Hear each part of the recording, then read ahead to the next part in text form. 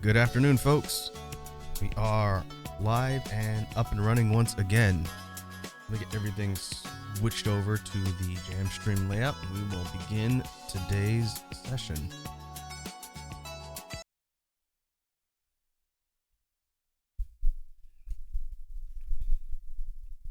All right, we should have video, we should have audio.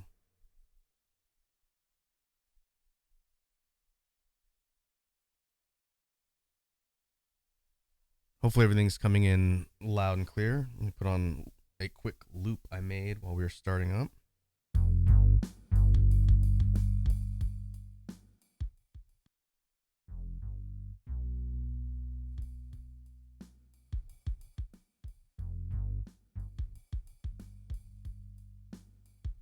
Make sure that's not too loud.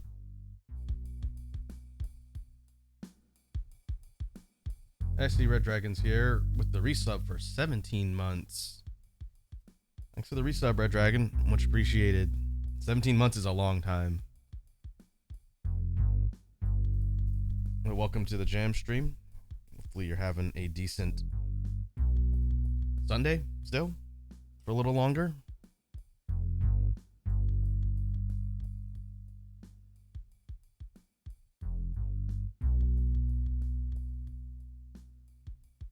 Okay, make sure that background loop isn't too loud in my headphones so I can hear what I'm saying. Oh, is it Monday now? Okay. Well, the week is off to a decent start, hopefully. All right, so what are we doing on the Jam Stream today? So I did a little bit of thinking this week about what sort of topics in beatboxing I wanted to discuss. And I know it's been a few streams since we talked about bass development, bass techniques, and did sort of a check-in on the tool set for the different types of bass sounds, specifically the vocalized basses. So I want to spend some time when we get to technique and sound theory for discussing what I've been working on and drilling with basses, and talk about how to apply some of those things to actual drills and practicing, just like we do with the other types of sounds like technicality and the other components of the beatbox toolkit. So we'll have that discussion as part of technique and sound theory. I put some ideas together about how to practice the different bass techniques we're gonna go through, and we'll see how they sort of connect to each other. We'll do that for a bit after we warm up, and then the rest of the time will be for brainstorming BGM ideas.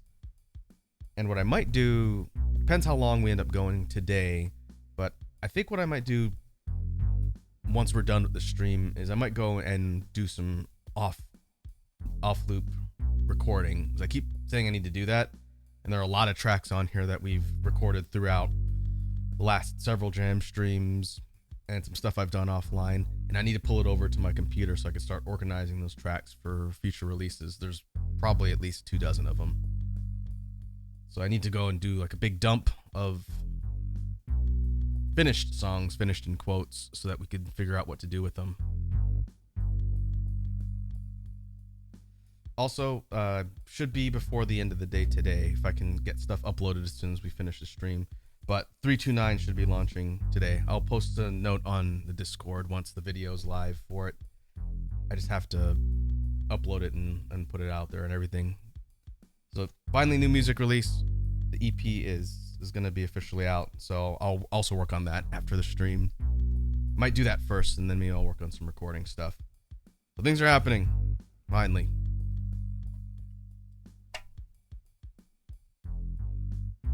But that should give us a decent chunk of things to talk about and work on for the Jam stream today. So let me go ahead and clear this off the list and save this particular file. What we'll do is start with some drills and warm-ups, just some freestyle practice. I think the blood flowing, and specifically get my vocal cords warmed up, since we're going to be talking about basses today.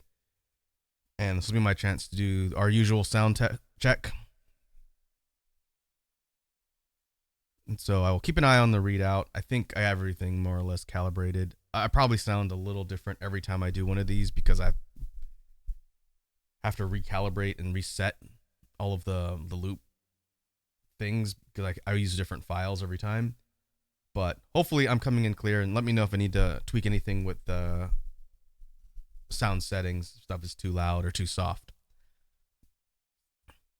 Well, with that being said, let's get started with running through some freestyle practice to warm up, and we'll kick things off. Let's go.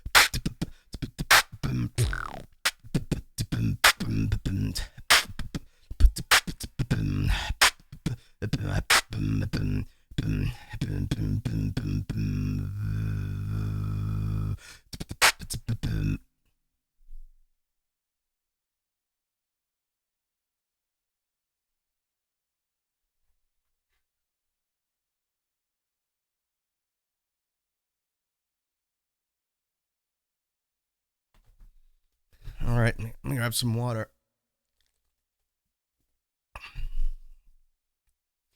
One of these streams, we need to bring back the freestyle endurance challenges. I think I said that last time. And if I hadn't figured out a good topic to discuss on the jam stream today, that's probably what we would have been doing.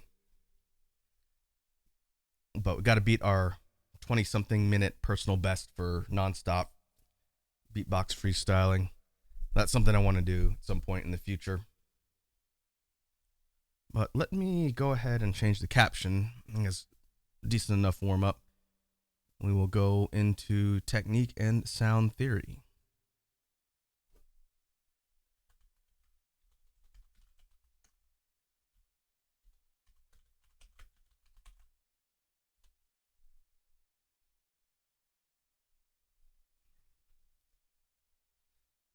So, like I mentioned earlier at the top of the stream, what I was thinking about in the last few days as I was trying to figure out what I wanted to cover for this particular portion of the Jam stream today is a topic we've talked about several times throughout the different streams. I know Red Dragon, you've been here for most of them, so you probably remember the discussion when it comes to developing vocalized basses and all of the different kind of nuanced techniques that change how the sound works.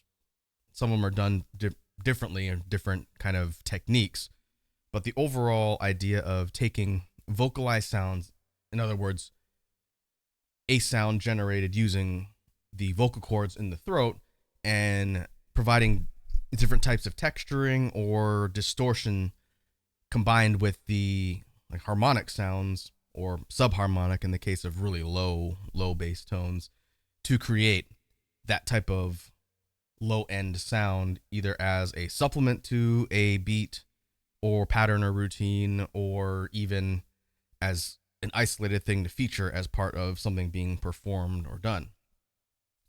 And I think basses are pretty interesting because there's so many different ways to go about creating that low end type sound. And it doesn't even have to be a low end sound. You could take something like a throat bass, one of my favorites to do with that type of closed mouth filter, which is why it creates that really kind of slight oscillation and buzz. If I don't do that and just make the sound and be wow, wow, wow, wow, wow, wow, wow, wow, wow, wow, wow, wow, wow. But you could take that and go high with it too. So just because it's called a throat bass doesn't mean it has to be low. And we've talked a bit about training sort of like your vocal range, just like you would if you were singing, of getting used to going low with the sound, which is typical for the bass, but also pushing it higher. So instead of being like, you go higher with it and try and push the upper range. So it might be something like,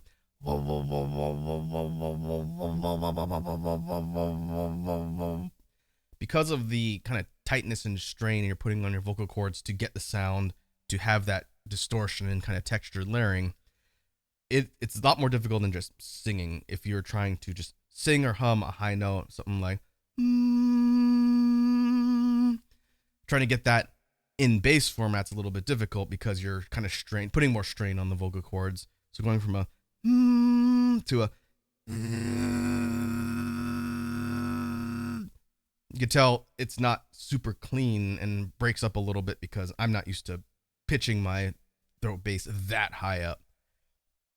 If I want to go really high with a type of sound functioning like a bass, I would use a vocalized chest because it's a little bit easier to go high with it. And we'll talk about that one coming up in a little while.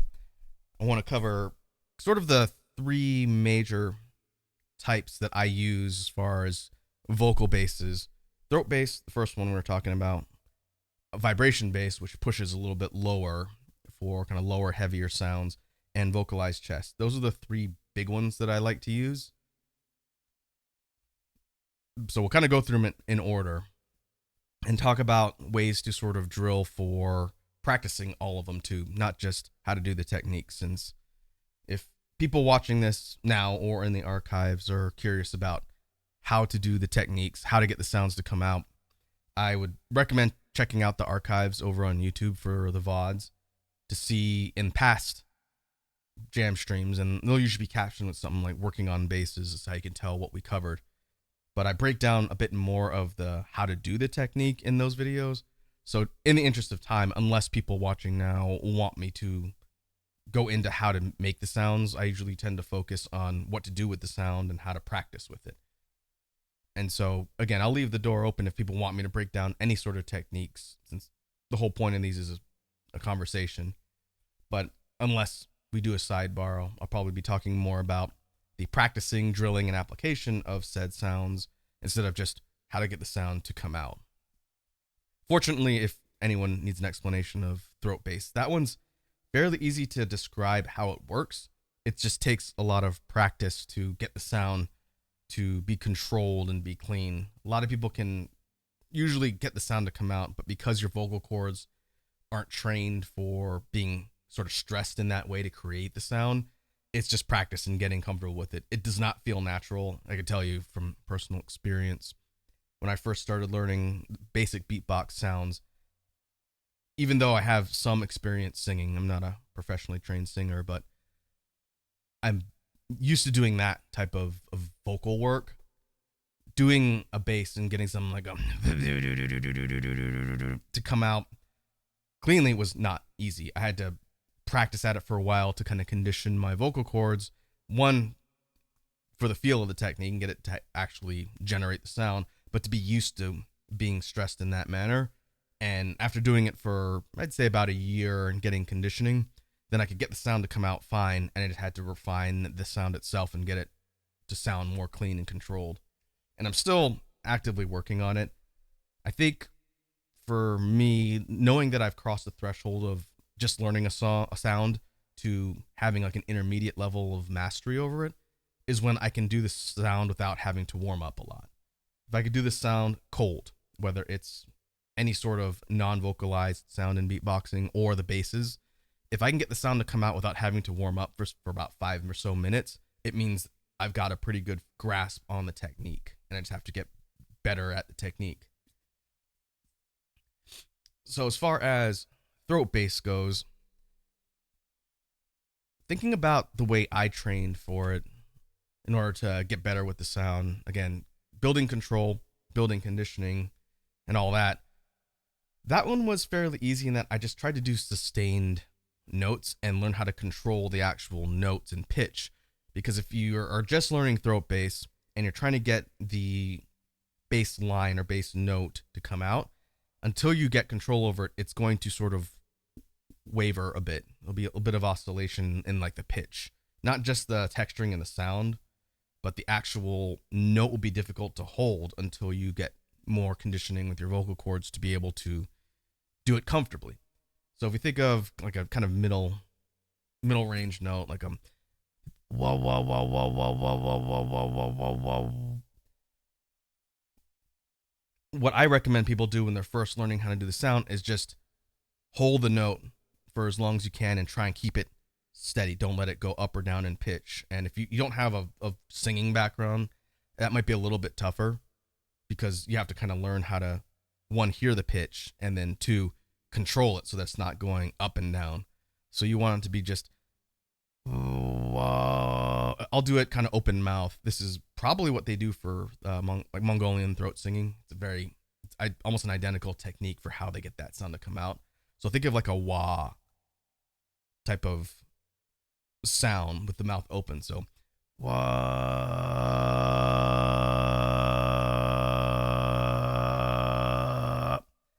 and a little bit is breath control too. I should probably drill a bit more on some air control exercises, which I haven't been doing a lot lately. But if you do it on one big breath and try and just sustain the note as evenly as possible, so one, it doesn't break, and two, it doesn't go up and down. So you don't want it to go wah, if it's going up or down in pitch or both in kind of like a sine wave. That's, unless you're trying to achieve that effect in a sound or song that you're using the bass in, at least early on, you want to get it to be flat, more or less, if you think about it like a pattern. And then focus on drawing it out as long as possible, keeping it consistent, and then just doing that, which could seem tedious, but a lot of the drills and practice is very repetitive because you're trying to condition different parts of your physiology for being able to do the sound, whether it's a bass sound or even all of the other types of sounds. Technicality works the same way. You're trying to drill and repeat the same thing over and over again, and as you get real comfortable at that level, then you build up some complexity.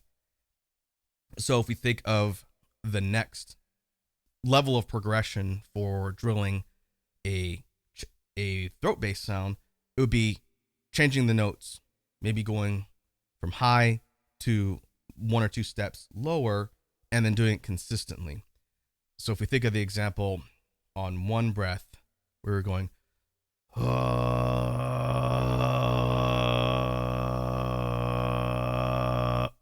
again, try not to dip. I could hear just a slight dip in the pitch after, probably because I've been talking and doing the sounds since we started. Make sure you have water on hand. Lots of water. But try doing a 2-note long sustained progression. So you would go for something like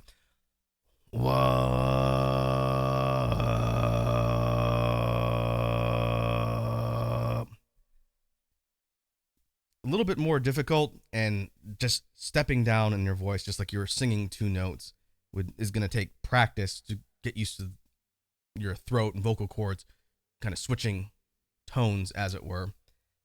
Weirdly enough, now that I think about it, I think my filtered throat bass, which I use way more than just the open mouth one, I don't really do that unless I'm doing kind of like a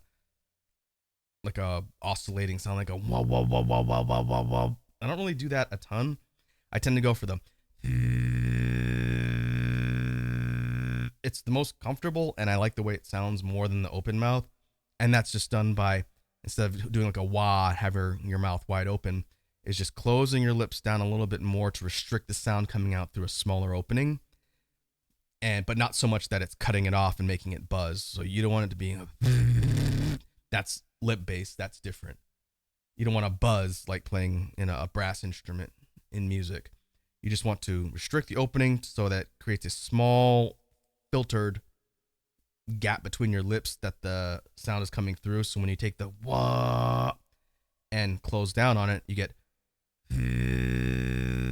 wah wah. And so that's my favorite variation of the throat bass. I should probably mix in other ones so it doesn't sound the same every single time I use it. But when I drill using that closed filtered one, it's easier for me to sustain the note and keep it from breaking or warbling in pitch. So that would sound like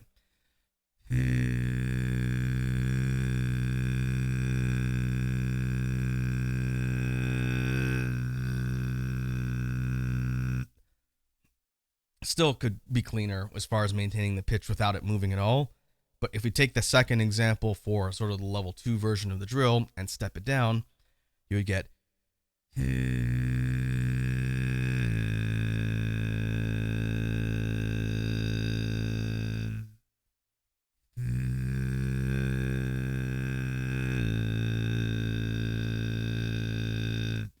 and maybe it's because it's sort of compressing everything into a focused point, which is why it sounds like that and sounds more textured than just the wah sound with the mouth open. But for some reason, when I do it that way, maybe it's because I'm used to doing it that way most commonly, I get no like real oscillation in the pitch. I can oscillate the texture a little bit just by changing the opening of the lips, but it feels really comfortable to do and controlled. It feels like I have the most control over the sound when I do it that way. And so I think depending on your preference and how you want to actually build the sound itself, whatever becomes your comfort zone when it comes to creating the sound or a variation of the main sound is probably going to be what I would recommend is your baseline. The place to start. Find the version of the sound that you can comfortably create consistently and get good at controlling that. And then maybe after that, you start branching out into other variations. So like for me, going from the closed filtered version, I'm going to call it the filtered throat bass because that's the only term that makes sense. I haven't talked to someone who's a pro in the scene in ages. My guess is there's probably some sort of subcategory it falls under, but it's a filtered throat bass. So that's generally what I refer to it as. The versus the wah. And maybe practicing the open mouth wah version would be beneficial just to have more variation that I can do comfortably. But it just depends, since taking that sound and doing slight subtle tweaks we call variants or variations on the sound, is how you get a different sound from the same technique. And I did want to talk a little bit about that when it comes to the throat bass, because there's one I've been experimenting around with lately that I don't think it's quite perfect, but I can do it relatively consistently, so I can talk about it. And it uses the filtered closed mouth throat bass. So it's filtered throat bass, but it uses the tongue to create a texture that sounds like a really interesting sort of, it's a sort of oscillation, but it's not like a up and down so much. It almost sounds like it's panning a little. Hard to describe, but if I do it, it might make more sense. And it sounds like this.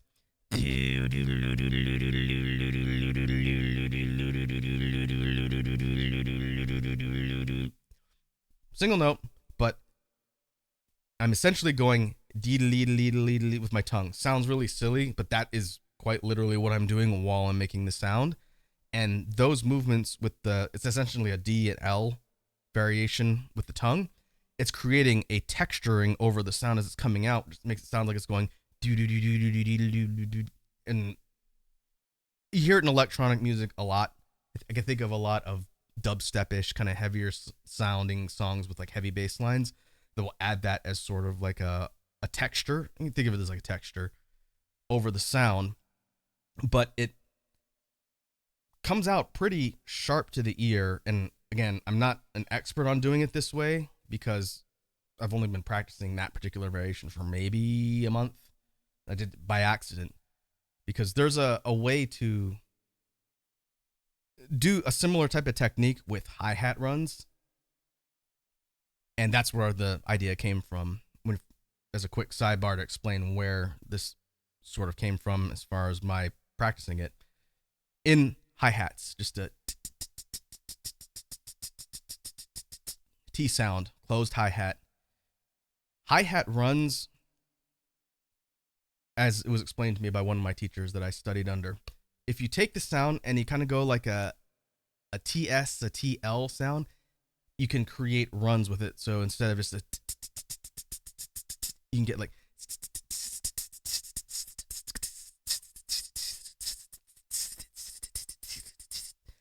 and just those really small, precise movements with the tongue creates like a multiple run, as if someone was doing like a set of triplets or something on a closed hat with just drumsticks.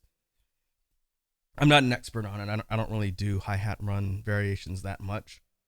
But that idea is what got me thinking about applying that same principle to a vocalized bass sound.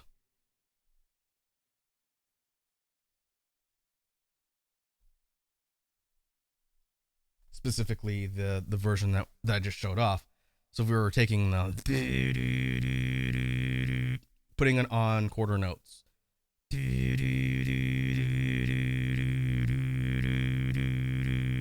just 1, 2, 3, 4, and instead we add the bass run. I don't even know what to call it, like a rhythmic run distortion over it. It would go from to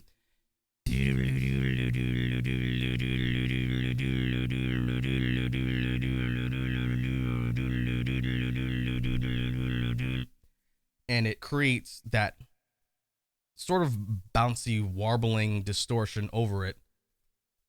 And it's kind of a unique texture. I don't see that used a ton because I think throat bass isn't the most popular right now. People tend to gravitate towards inward bass, I think, more than anything still.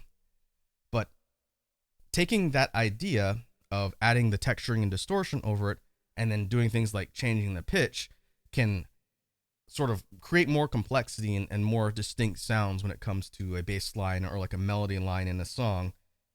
And it sounds more distinct to the ear. So I really want to push developing this particular variant more so that it sounds better. Because again, it's probably audible. You folks that are listening on stream can tell me if you can tell when I'm doing that texturing and it sounds like it's going weedy, because that's what the intention is. But if we're talking about changing the sound or sound's pitch, different notes, while applying the different distortion types over it, you get something like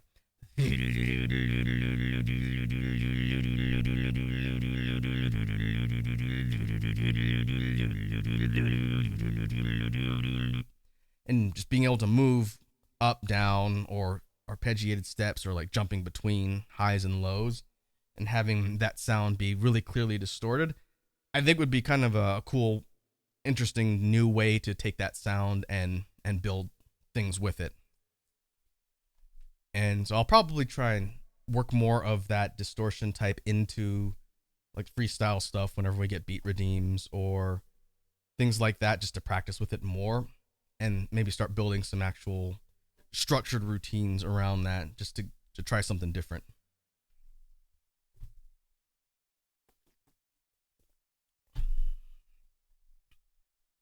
Maybe I can call it like DL throat bass or something, because it's just like D and L sounds, D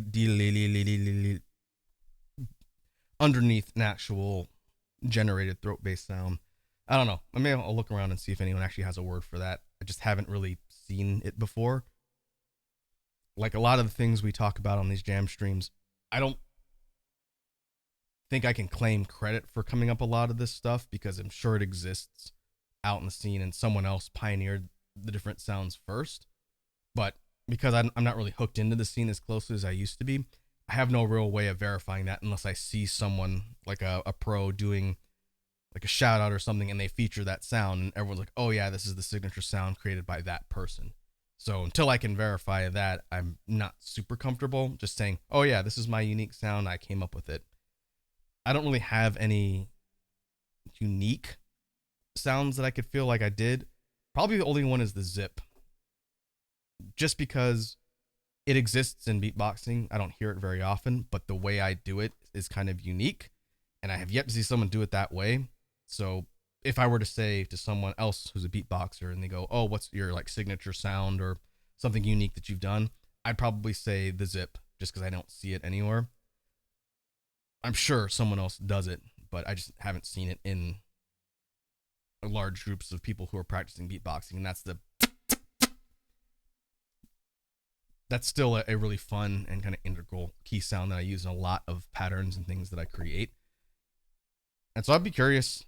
Again, I'm not hooked into the scene really that closely anymore, but if I ever talk to another beatboxer, I'd be interested to ask them if they've ever heard someone do the variation of the zip that way. So we'll see. If I ever get confirmation on that, I'll be sure to let you folks know in a jam stream or something. That way we can definitively know if it's a unique sound or a common one that was created by a person in the scene already. So to move on from throat bass specifically, I want to talk a bit about vibration bass, which is a cousin to throat bass. It's done very similarly, just lower in the vocal cords to get more of a resonant sound. It's heavier and usually used for lower end stuff specifically. Doing vibration bass high is kind of hard, and I think if people were going to do that, they would just do a high throat bass because it's easier. But if we're thinking of where the sound comes from, again, taking our regular filtered throat bass example, and we drop it lower and lower and lower in the register until we're forced to sort of open up the vocal cords to get them to rattle more. A sound goes from to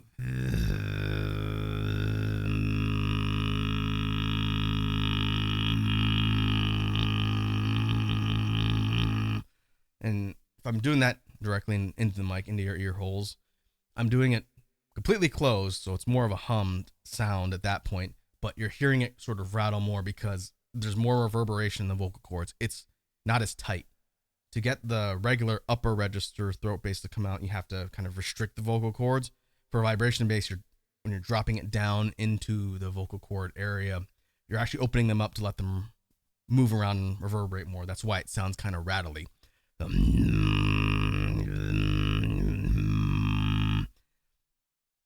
that one was definitely harder to learn because the positioning feels a little different, but you can feel the throat sort of, it's like a catch point. I think there's a vocal term similar to that they call, where your voice is transitioning from one to the other.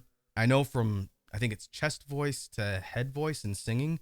Similar idea where your vocal cords are tight, kind of in the middle, and then they loosen a bit to get that sound to drop. And for me, if I were to think about where the sound goes, in real time, it might be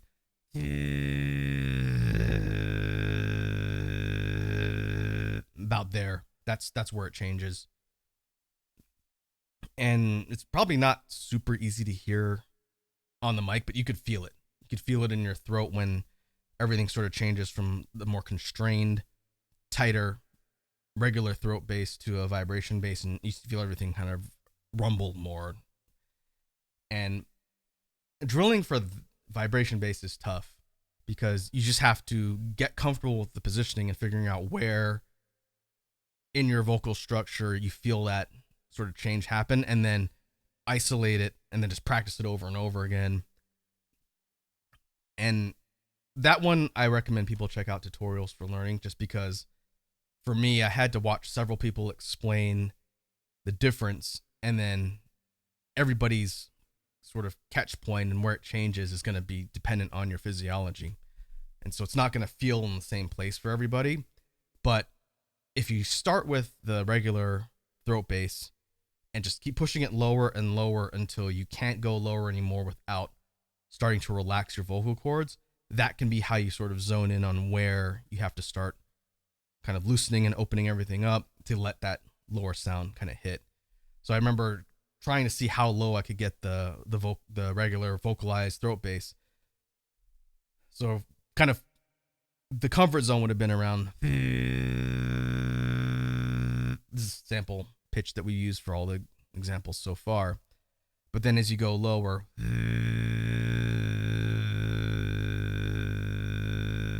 from there it starts to feel a little less comfortable as far as how low it can be pushed. And I remember, I think I started with like a closed mouth humming just because it was easier to use that to open up the vocal cords. So if we went,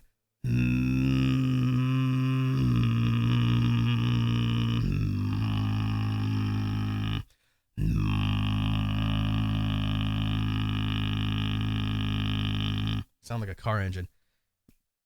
Once you could feel it sort of rattling a bit more, and you're relaxing the vocal cords, that point where everything kind of bottoms out pitch wise was where I said, okay, that's probably the low end of the range where I need to transition to vibration bass and get comfortable holding everything there.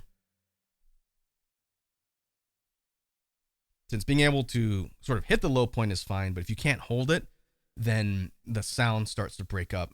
And even because I've been talking and doing so much illustration of all the bass type sounds, it's putting more stress on my vocal cords than it would be if I was just practicing and not having to talk constantly. But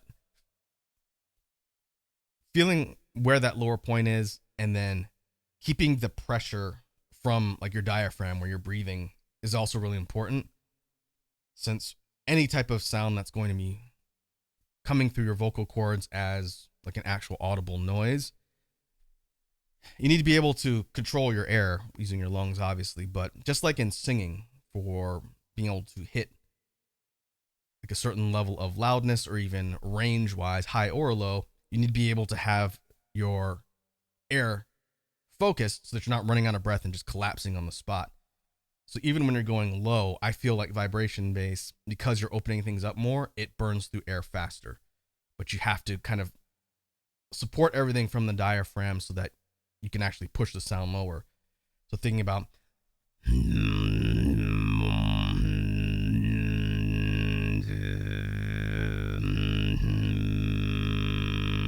when I first started, just trying to get that note sustained was hard. I had to kind of learn, all right, I need to make sure everything is kind of supported so that I'm not, again, running out of air too fast or losing the sound just because it's not being carried by the rest of the body's physiology. If you've ever done any sort of singing practice or whatnot and tried to get good with vocal work, learning how to control air and support from like the parts of your body, specifically like right underneath your lungs and airways at the diaphragm, that's really useful and really important for beatboxing. We talk a bit about air control and regulating how much air you've got, but being able to support everything correctly is also pretty important for a lot of the sounds that require more oomph. For non-air based sounds, that doesn't apply clearly. But for things like vocalized basses, inward bass is different because you're not having to support all the air going out. Instead, you're using your diaphragm to pull air in, which is kind of the opposite, but it still uses the same kind of support to make sure that you have the strength to create the sound. It's just going in the opposite direction than external vocalized sounds. But if we take the vibration based example that we're talking about here, the kind of texturing and layering functions the same way. It's just it's lower. It's lower in the vocal cords and lower in the physiology and anatomy as a result. So if we think of the sound and then adding that texturing that I've been talking about, we get something like, and adding the DL warbling to it, you get something like,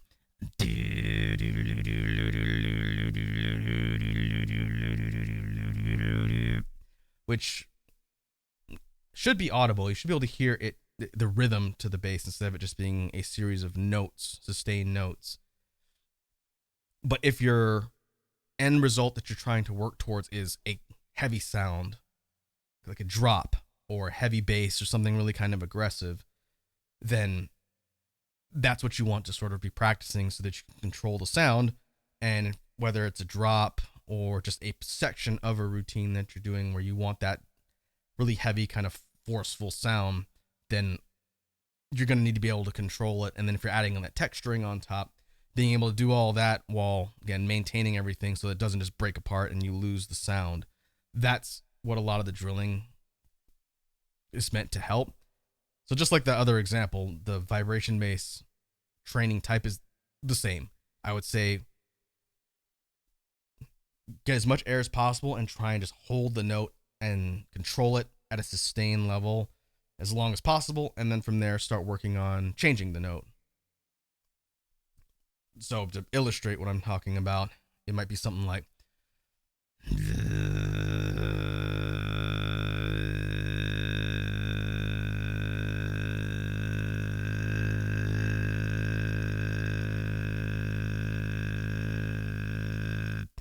and then once you get comfortable doing that low type of technique consistently, you start trying to step it down lower. And vibration bass is tough because it's already low in the register for, I think, most people.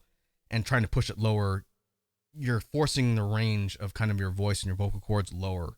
And that's an interesting exercise because obviously everybody's anatomy is different. But trying to get as low as possible. I know my range has dropped a little as I've been kind of pushing, but it does hit an absolute bottom where I can't go any lower with that particular type of sound. So for you to push against that limit, it might be,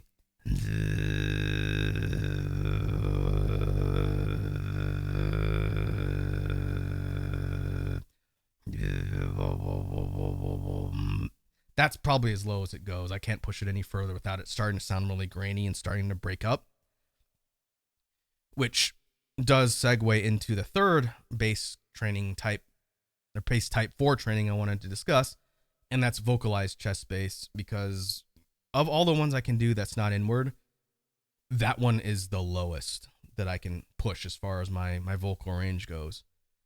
So if we do it at a neutral level, vocalized chest bass takes really heavy sighing chest bass. Whenever people have explained how to do just a regular chest bass, it's just a heavy sigh outwards, and it sounds like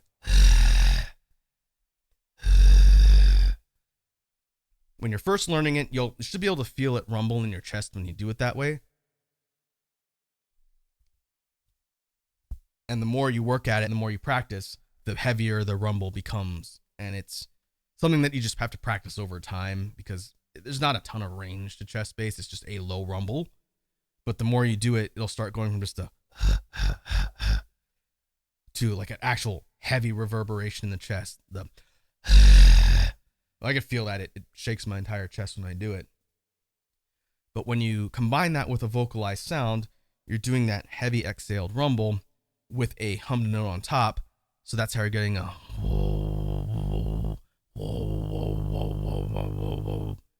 which sounds kind of similar to vibration bass, and they're done in more or less the same positioning in the throat, but you're actually pushing way more air out through your lungs to get that rumble, and you're layering the hummed note on top to get what sounds like a more kind of resonant sound compared to the rattling of a vibration bass.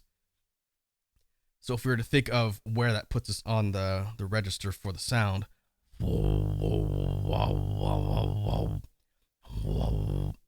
kind of pushes around the same range just because my vocal cords are getting a bit tired. But doing it side by side with vibration bass and pushing my range in specifically a lower direction, I found that I can do the vocalized chest bass more consistently at a lower point. It's dropping everything. I'd say maybe like one step. It's not dramatic, but it's definitely lower than just the vibration bass.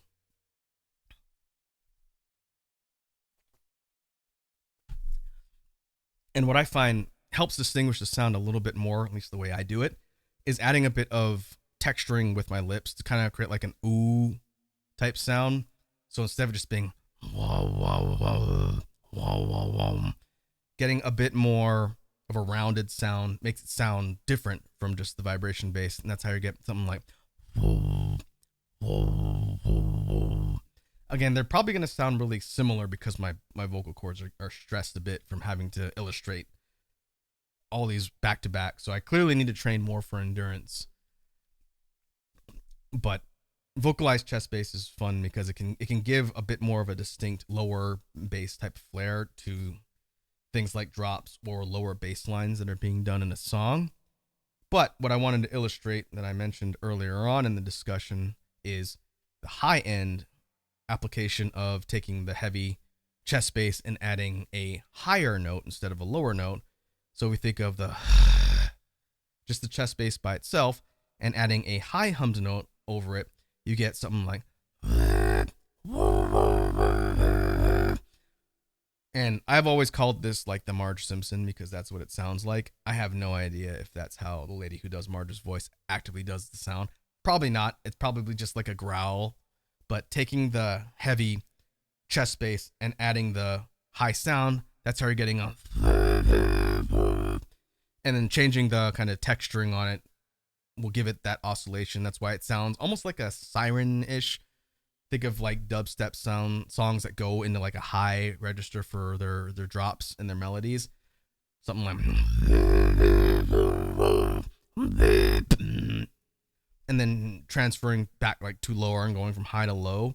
That's really easy to do with a vocalized chest bass just because you're essentially going whoa, whoa, whoa, whoa, whoa, whoa. That's the hummed note.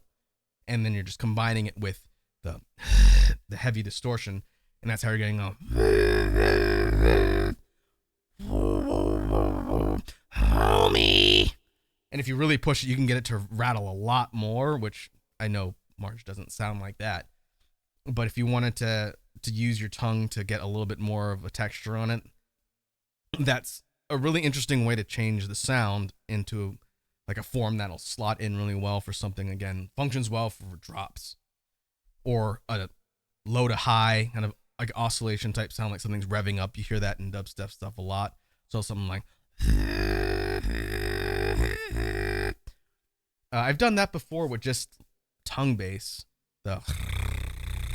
and then using just a non-distorted high sound combined with that rolling of the tongue. That's how you get something like. That's different from the. Sounds similar, would fill the same role, but those are two different techniques that create two different sounding things to the ear, and kind of learning how to implement that stuff within the different pieces of the Beatbox toolkit can just give you more things to work with when it comes to creating sounds. And that's pretty useful. I find that's a cool way to think of ways to create variation when you're trying to compose a pattern or routine. And again, it's just like having options.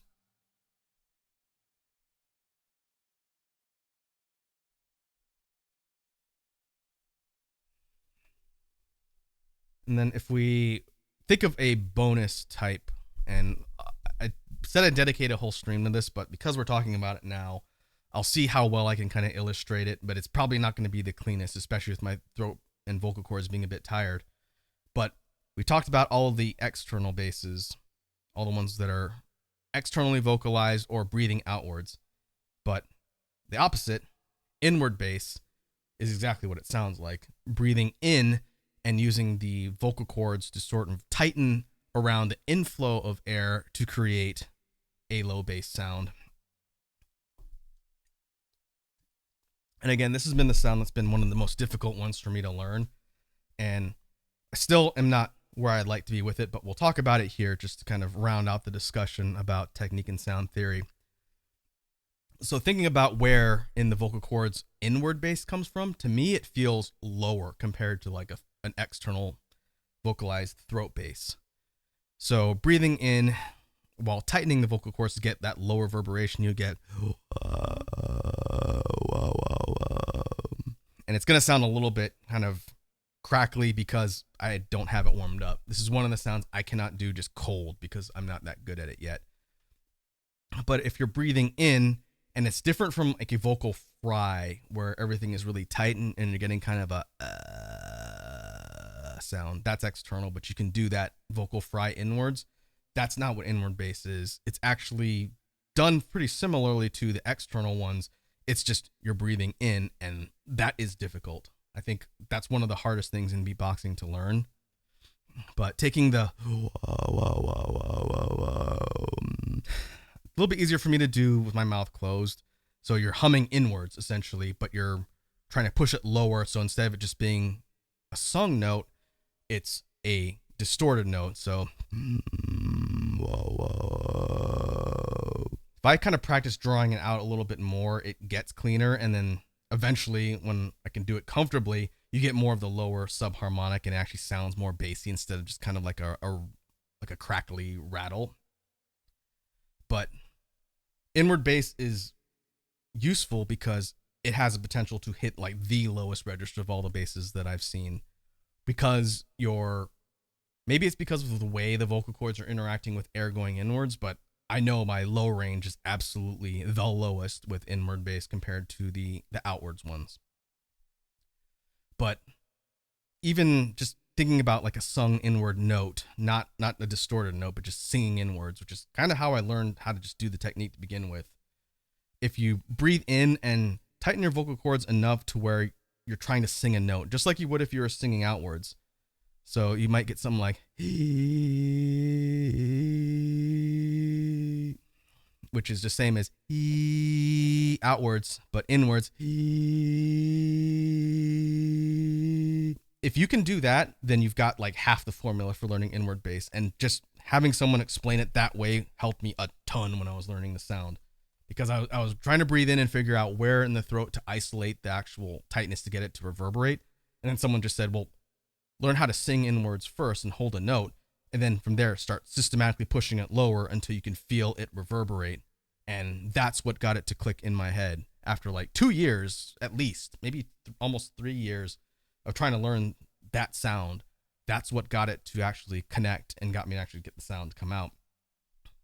Because if you take the held note sung inwards and start pushing it lower, it does change and you have to kind of adjust your vocal cords a bit. But it goes from and it starts to get that lower sort of rumbling rattle to it. And then the more you practice being comfortable at the lower register and holding that note, again, that's where it develops that kind of subharmonic undertone where it sounds more like a bass.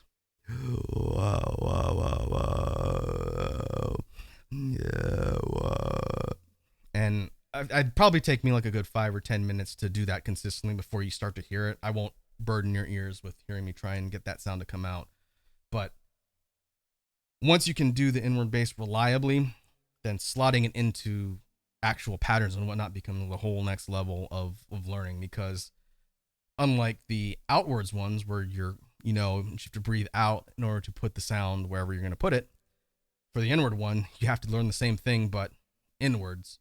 So it kind of flips the whole methodology around to, okay, I'm having to plan all of my bass sounds around air coming in instead of air going out while I'm doing other sounds that may require air going in or out, and it changes the whole like flow of dynamic for how you're regulating air when you're doing inward sounds like that.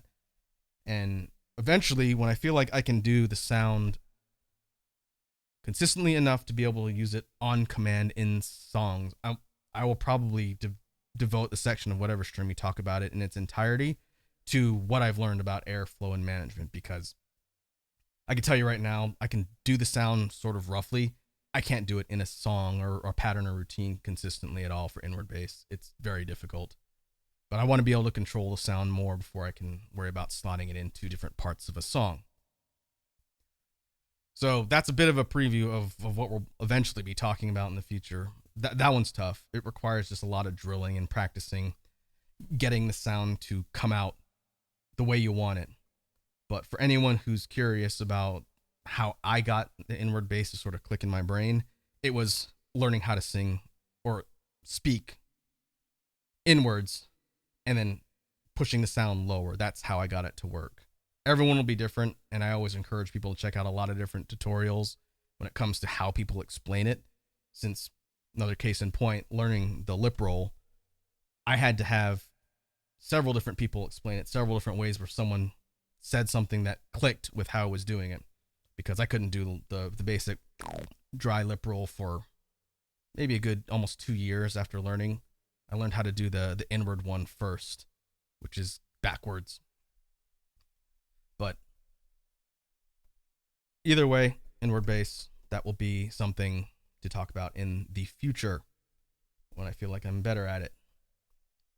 So to kind of recap before we switch gears and get into BGM brainstorming with the lovely folks in chat, we talked about the 3 major types of bass that I use in different types of pattern and song creation.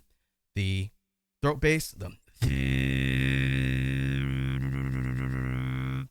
lower register vibration bass. Again, voice is a bit tired, so apologies if it doesn't sound quite as clean as it did about an hour ago. And then the third one, vocalized chest bass.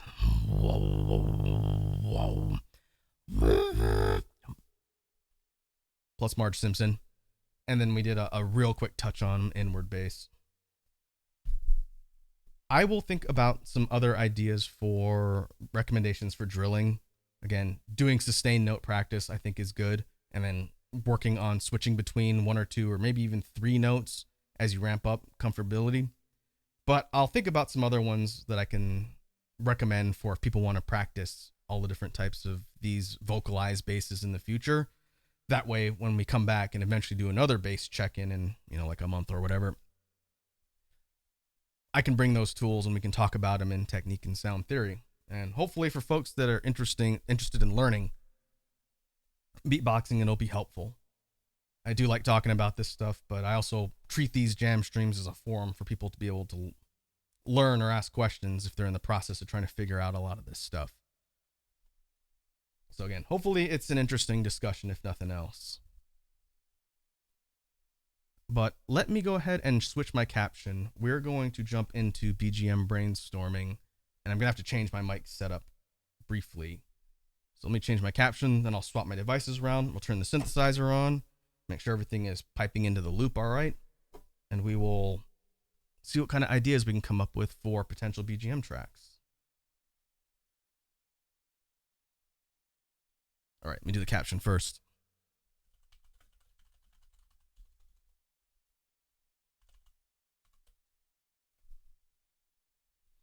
And I just got to switch my mic from my loop to my Scarlett real quick.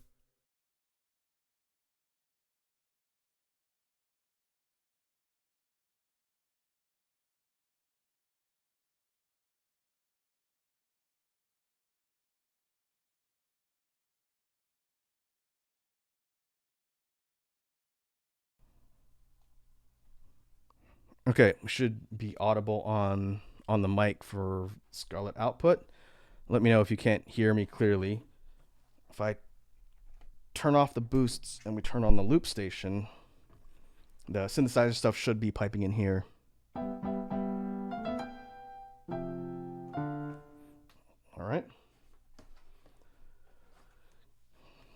all that looks like it's coming in all right.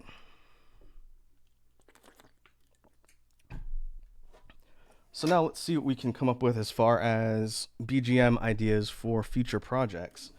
I had this idea in mind when we were getting set up for the jam stream today. I wanted to do an electronic, like synthwave inspired type of song. So let's set up kind of a structure and a rhythm for something that's going to have maybe not a fast tempo, really, kind of more of a plodding tempo, but structure the things like the synth lines, the bass lines around, again, something synthwave adjacent. I haven't done a ton of that. And maybe using the electronic kit will be a good way to sort of set like the drums and the framework for the song.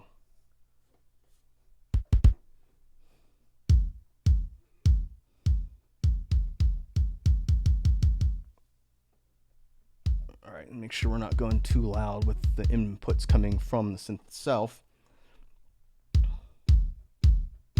We could do like a 4, simple like a 4 on the floor bass line, but add something like some hat runs or something with the snare, and that's gonna make it so it's not just 1, 2, 3, 4, but the driving kick line.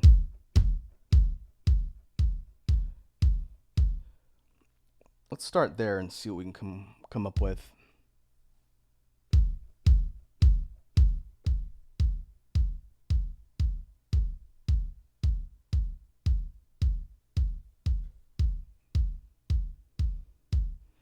Let me get it a little more dialed in. Not that one. That one.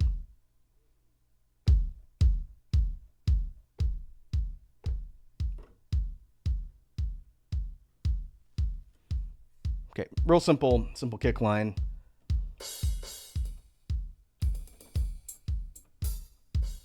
But I was thinking we add like a constant, like a 16th note or 8th note hi-hat line, like closed hat run, but maybe not with this kit.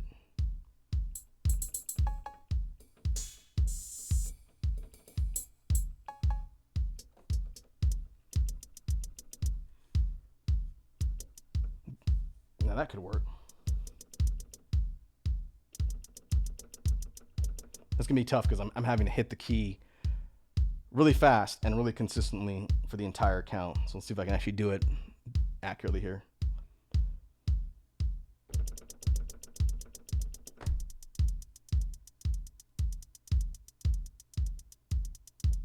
I think I missed like 1 at the end.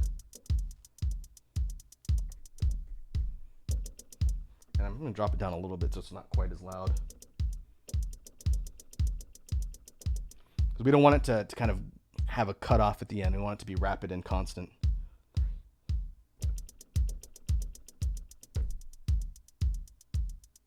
There we go. Only took 2 tries.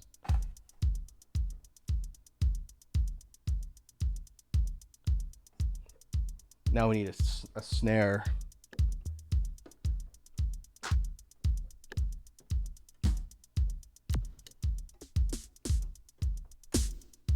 Well, we can go for kind of like a dry. This is the analog snare kit.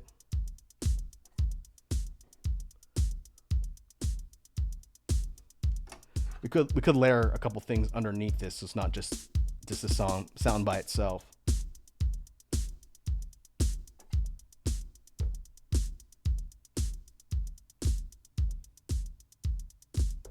I doubled it up by accident.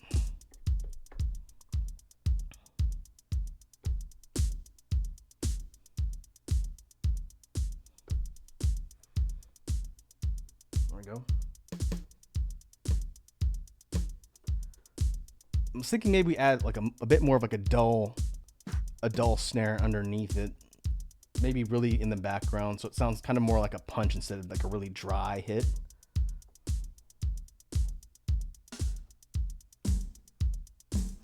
Oh, that might work. This is a rock snare.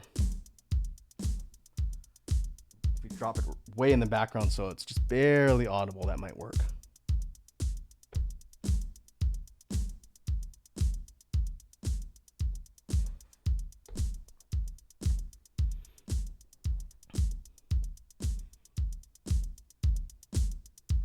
Oh, I forgot to double check with the chat. Can you folks hear the playback okay?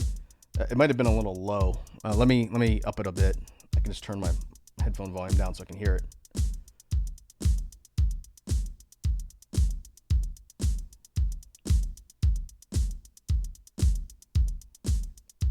Okay, sounds all right. Let me know if I need to adjust anything. I want people to be able to hear it in addition to just me yapping.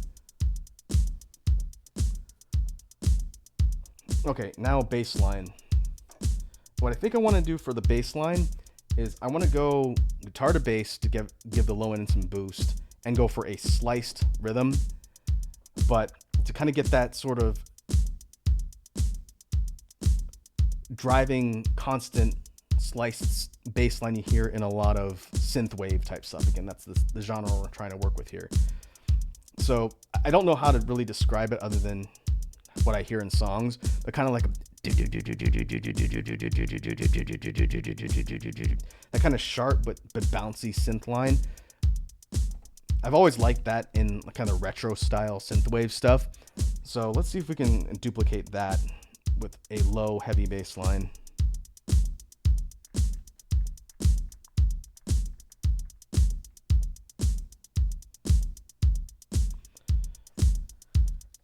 And I know I've done something kind of like this before, but I do not for the life of me remember which instrument I used. So let's set the slicing rhythm and then kind of mess around with it and see. I think we want slicing on the ones.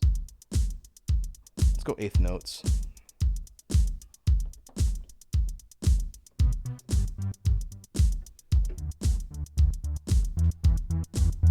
Oh, maybe 16th. That actually seems too slow. Yeah, there we go. And we take the attack level of the slicing and we make it sharper. It interrupts the sound a bit more. If we turn it down, it makes it more muted. You hear how it's kind of softer. But if we sharpen the attack a little bit,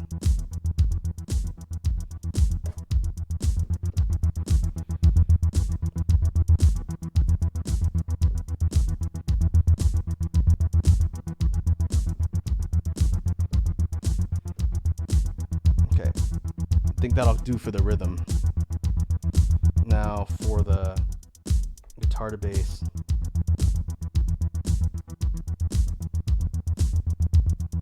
Maybe back it off a little, just up the volume.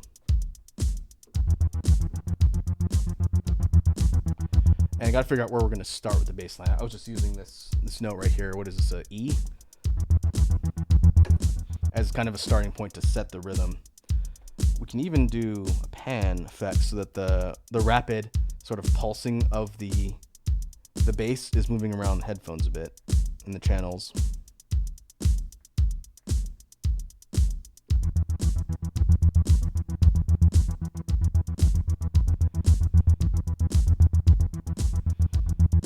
I don't know if that comes across in the broadcast, but you can, at least in my headphones, I can hear the bass sort of moving back and forth between the sound channels, so it sounds like it's moving around the listener, which is kind of a cool effect.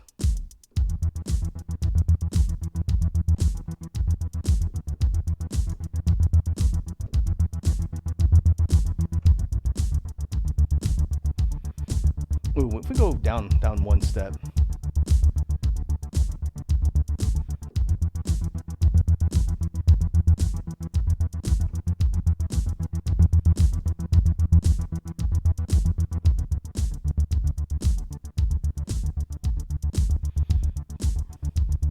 Yeah, that might work.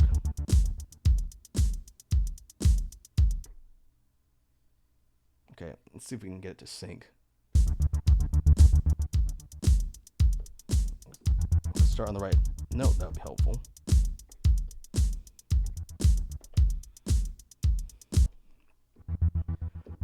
So we start here. Let's see if we can get the one step up to register, and then we're gonna end down one step like that, and then it'll loop.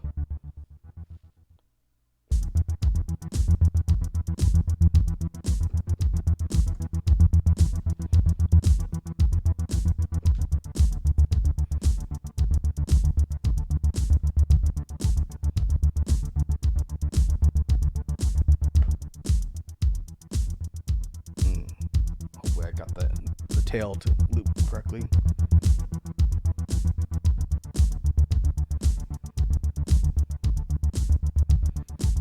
We'll see when it repeats. I think it's off by like a half second. That's annoying. Okay, let me do it.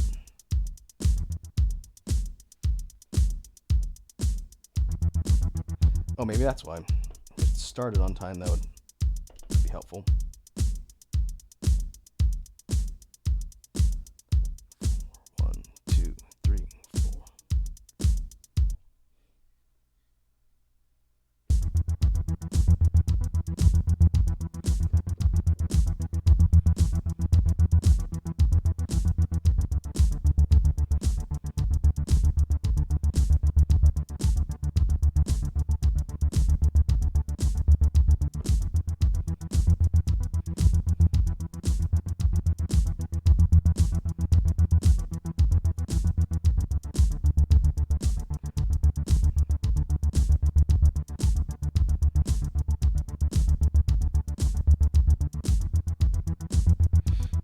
Interesting. I think there's like a slightly longer measure as part of the rhythm,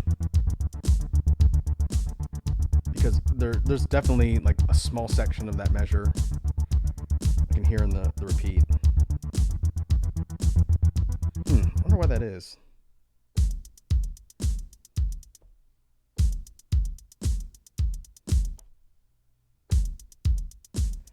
I think it's, I think I hear why. It's because the rhythm is starting on the snare. That's why. Okay. I need to start it on the snare. I wonder why that happened.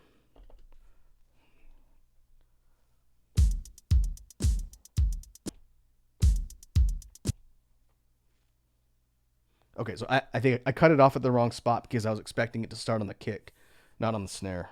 All right, I think I can work with that.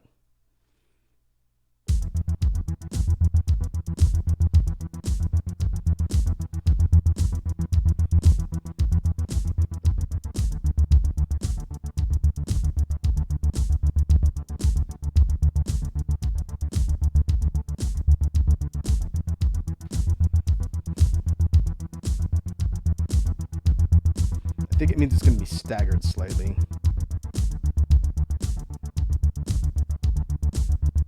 Let's see what it sounds like when it repeats.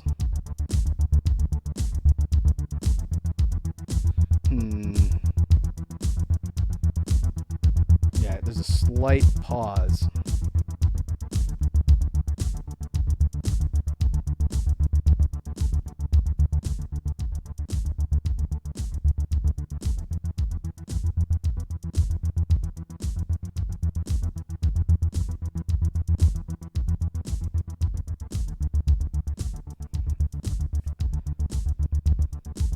So it actually goes up first. That's okay. That's functional. And be careful with the rest of the tracks that we loop, though.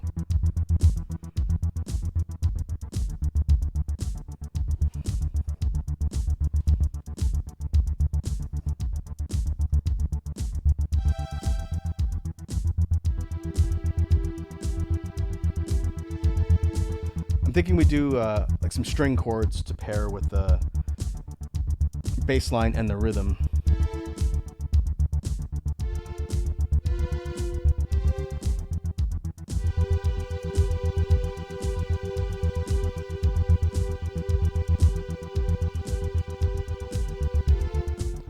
But tie like the progression to when it steps lower with the bass line.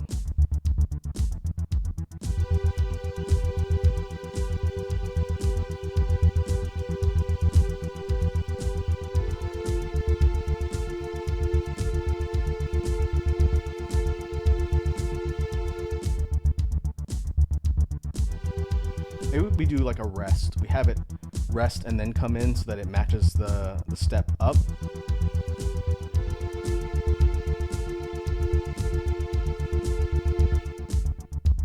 Okay, that'll be interesting. We can fade it in too. But maybe we use another string instrument.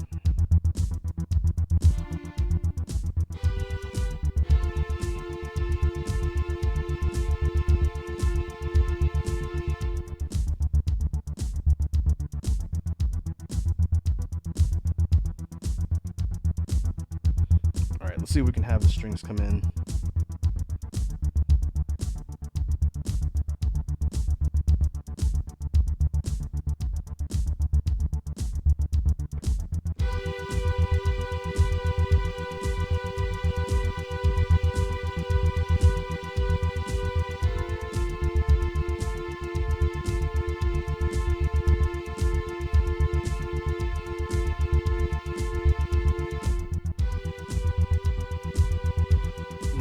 That's kind of a really noticeable pause, though. Timing wise, I think it's fine.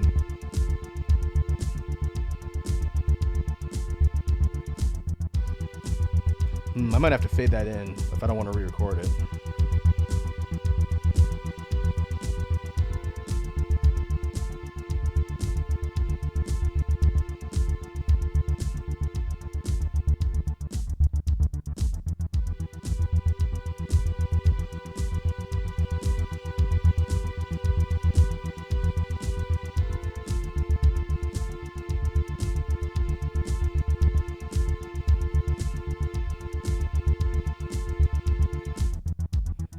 That's tough. I might have to redo that. It's the rhythm. The syncing with the rhythm on the snare is what's causing the problem. It's essentially starting on the and 1 and 1, 2, 3, 4, 1, 2, 3, 4, when it should be just 1, 2, 3, 4. Weird. I don't think I've ever done that before. Well, maybe I've done it before, but it's rare that I have it staggered on the rhythm like that.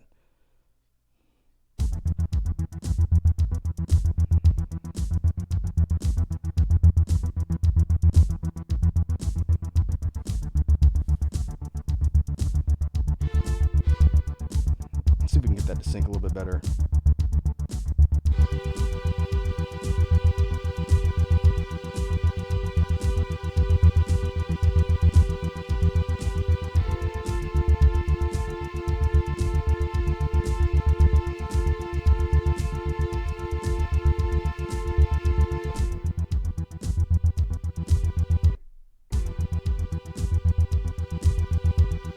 Okay, the start is better now. But is the loop clean is the question.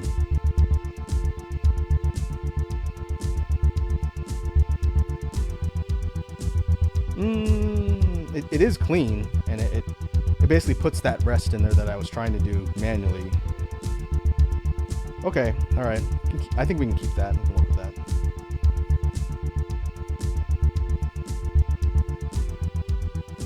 Yeah, so it sustains the note and essentially has like a real quick rest, and then it goes up to where it needs to be. That actually worked out, luckily. I better save that.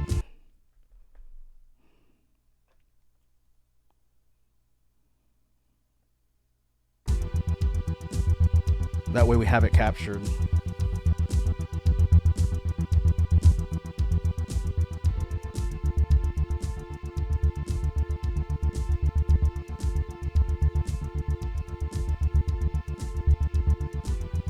This song is kind of giving me some flavors of linear cannons, which is probably the last time I tried to do a synthwave song.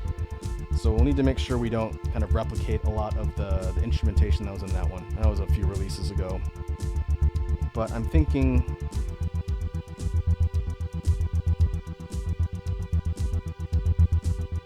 maybe go 8th note slice. Actually, maybe go 16th, because linear cannons had an 8th note, I think. No, maybe it was 16th. You can go higher. You go higher and we go panning to get that really rapid synth to move around the sound channels a bit.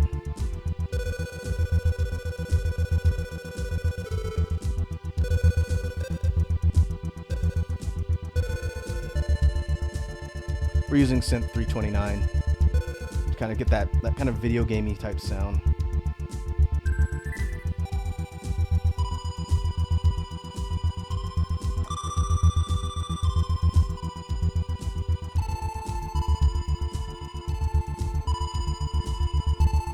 possibility.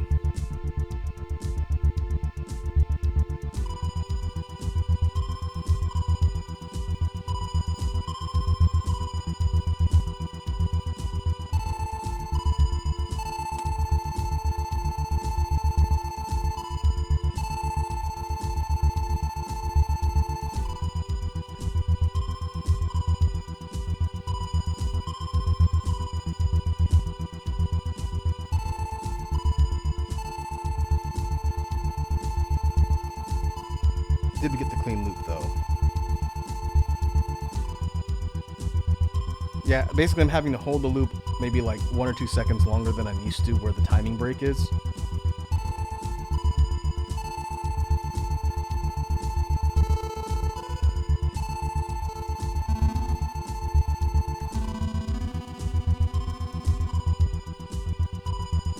I'm try and octave this here.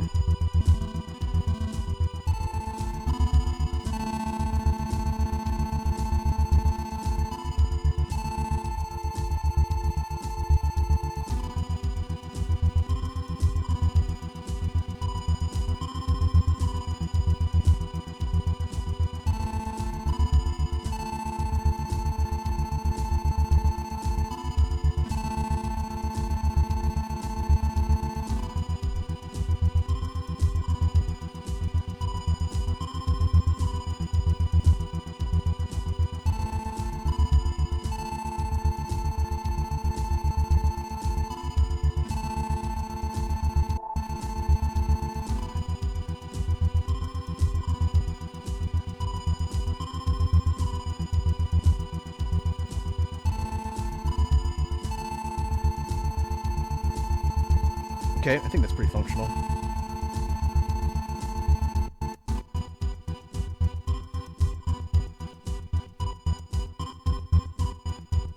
We want to think about ways we can start applying some track level effects to the song. Adding a slicer to the whole thing basically sounds like it's like a interrupted signal.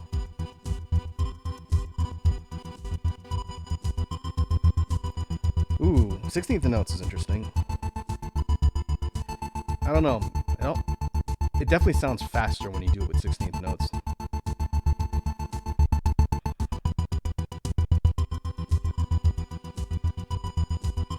Maybe we put the attack on 50% so it doesn't sound quite so harsh.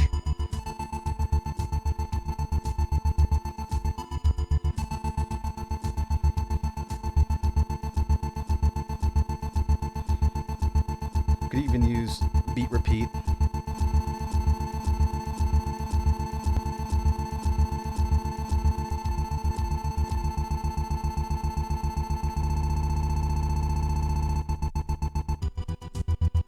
A little bit difficult. We're trying to go from the slicer effect. We do it like this.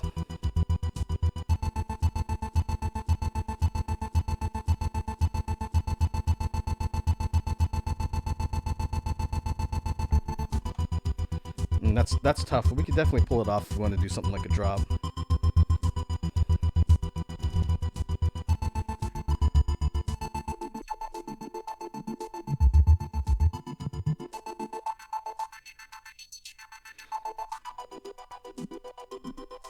We can play around filter effects. We want to do a filter transition like we've done on a bunch of these songs.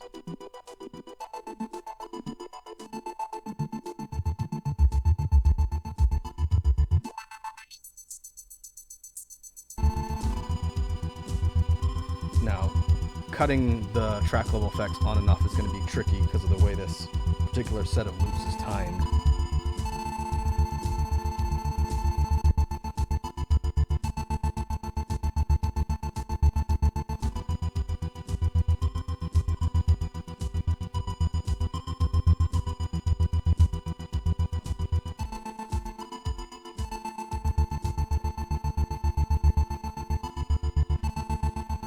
Cut out the beat.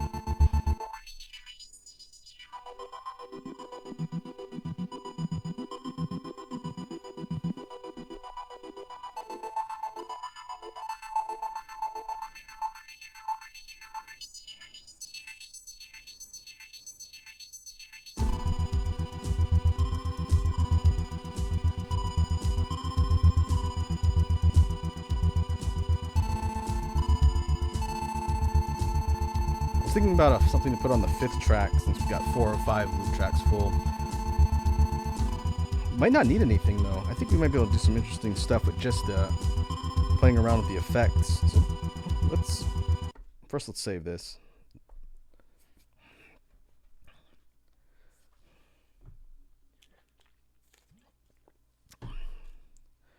Think about how we would structure this song if it was being performed.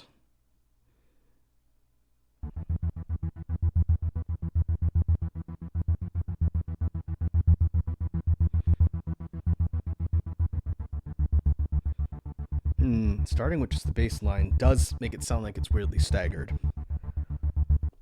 If we started with the bass line plus the rhythm. Yeah, I think that's probably a better play there.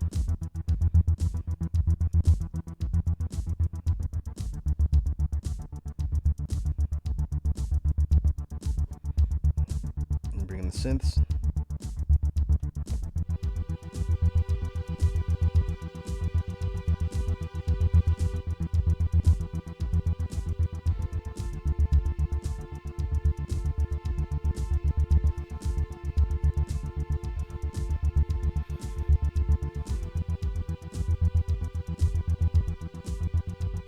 We let that play for one more repeat. And now we're going to fade in the high synth.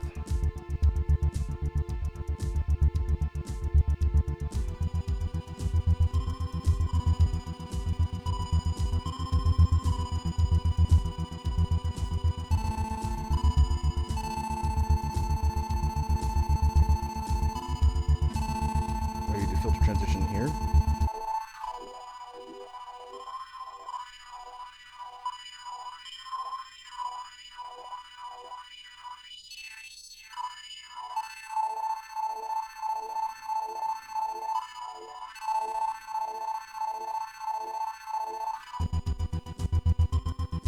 Trying to think about where to put the slicer track level effect. I think coming back in with all of the instruments is going to create kind of an interesting change because the song essentially starts getting broken up and fragmented like we hear here.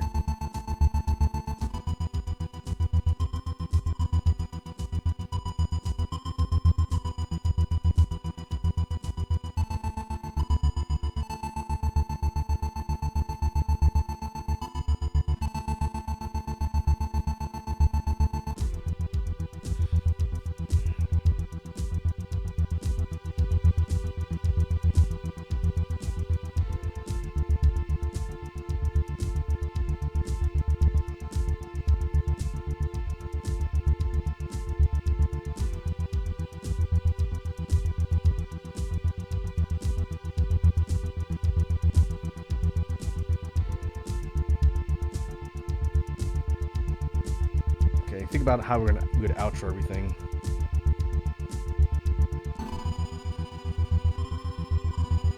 We could bring the high synth back for a little bit as the beat cuts out.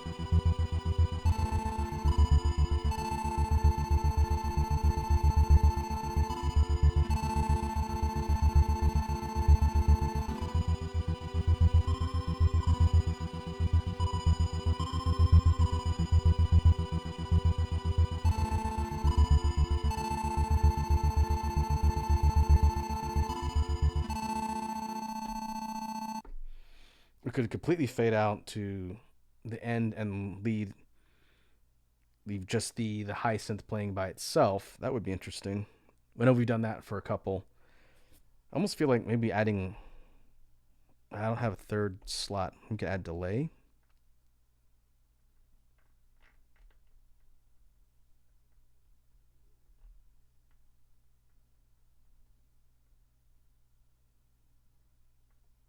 You see where it is on the list here. Might be able to add it as a effect right at the end. We could repeat shift.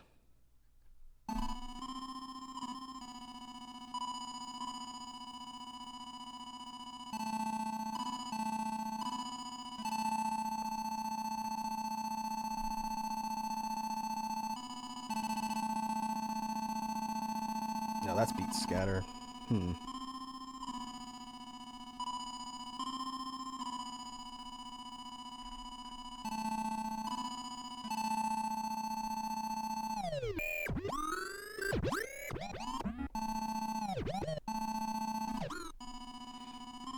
Someday I'll figure out how to accurately utilize vinyl flick.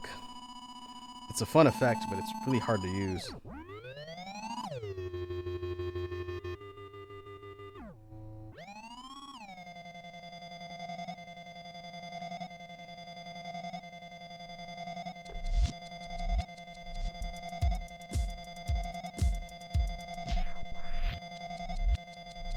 Because it's not just a one and done. If you set it low like that, it actually like cuts the song, and then it starts like scratching it back at a fixed rate.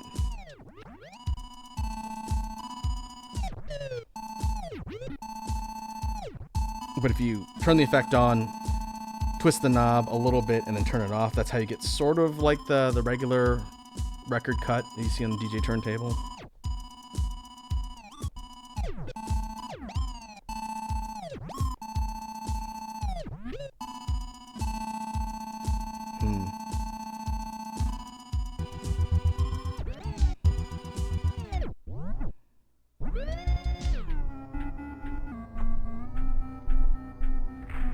Complete with like a slow motion, like the entire track, to get the whole thing like it's being pulled down to a certain tempo and being held there.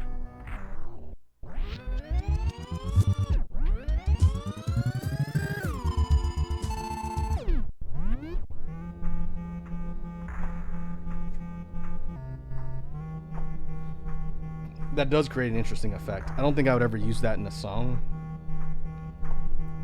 but it'd be fun to mess with the track in like a live performance.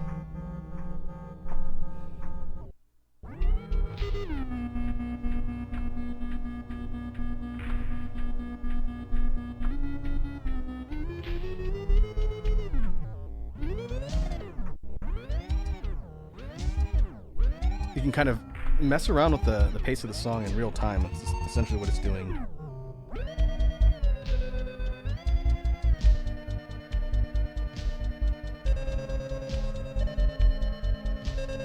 Now it sounds kind of like a weird, almost chopped and screwed, bizarro version of the original, because it's like slowed and pitched with the vinyl flicked effect.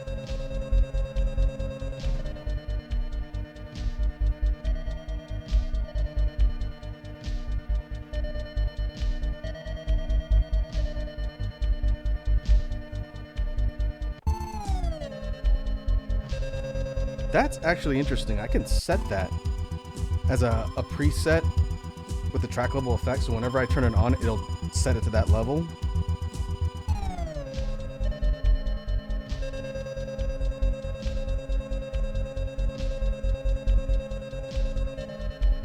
I swear this is following the same format as some of those like weird meme edits of clips from shows where they'll like pitch everything down and they'll add a bunch of filters and they'll slow everything down so it sounds like this super serious, dramatic version of whatever the original clip was. That's what that reminds me of, that weird like short form edit style.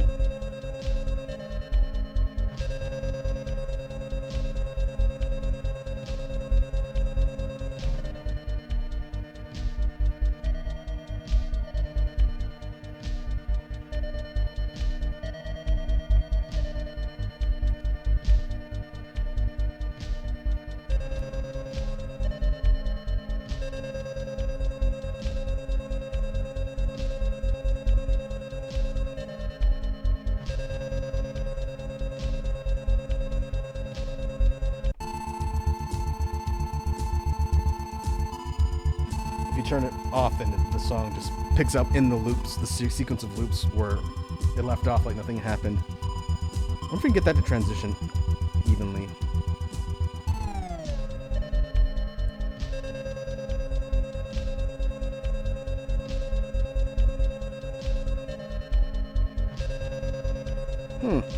I've never done that in a song before, and again, I don't think I would do it for a final recorded version because it's really kind of jarring. But this particular setting with the vinyl flick, which is at like 75%, actually does create like a really interesting kind of washed out synthwave slowed down version of whatever it is we were doing.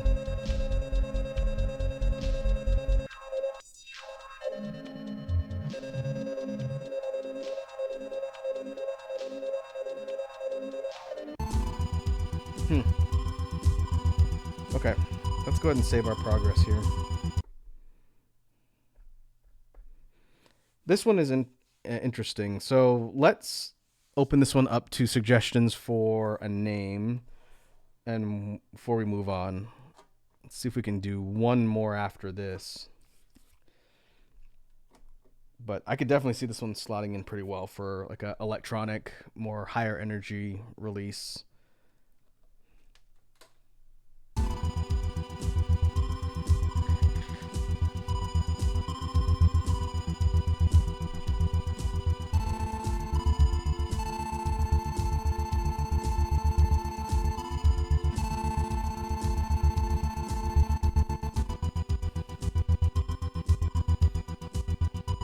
Oh, what if we combine that with the vinyl flick?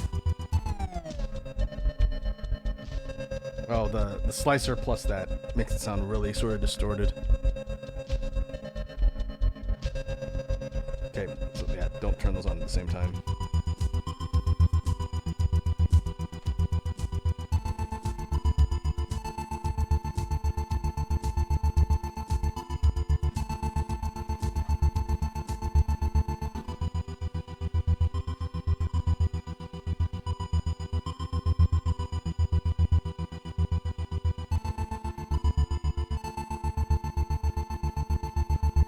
It's too bad we've done a bunch of songs that have like signal or transmission or something like that in the title.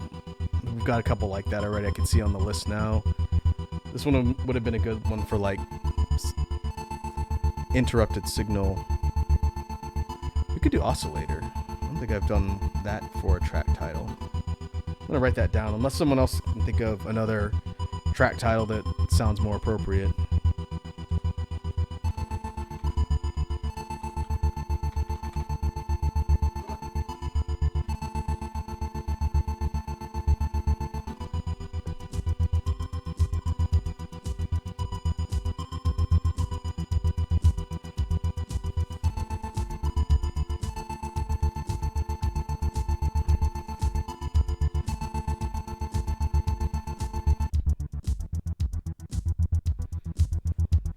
This one's going to be tricky to record when I eventually get around to it. I'll just have to try and make a mental note to remember that the rhythm is slightly off sync with the way it loops. Like in loop it's fine, but the way things stop and start, it's not exactly on the ones, it's like on the twos.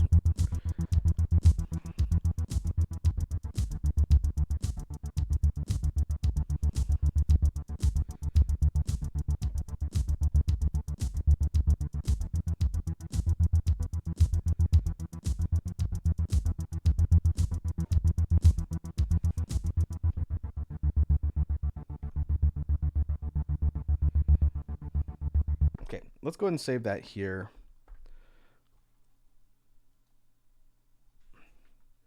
And let's move on to another track idea.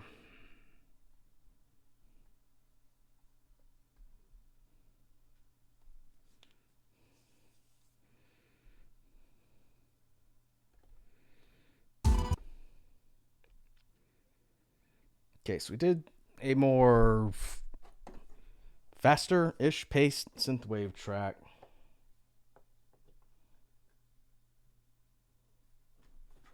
So let's see, what would be a good like counter style to that? We could go over something a bit more mellow.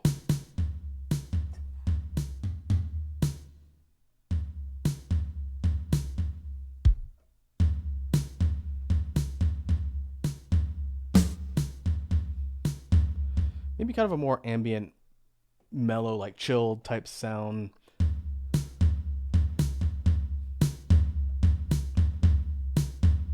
I don't know why this rhythm kind of stuck in my brain, but we can build off of that.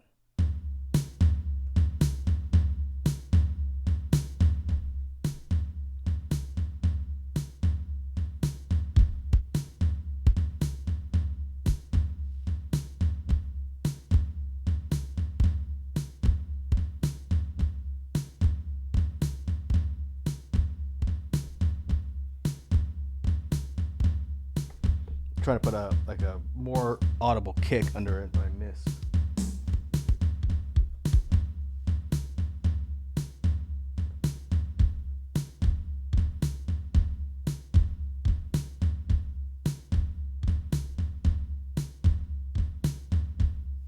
Okay, there you go.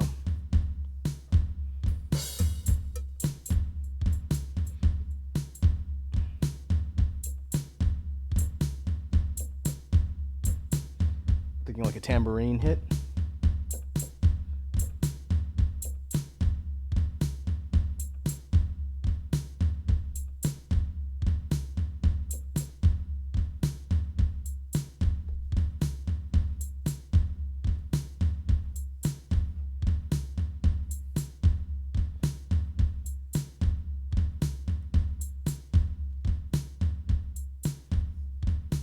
Yeah, it's pretty functional starting rhythm.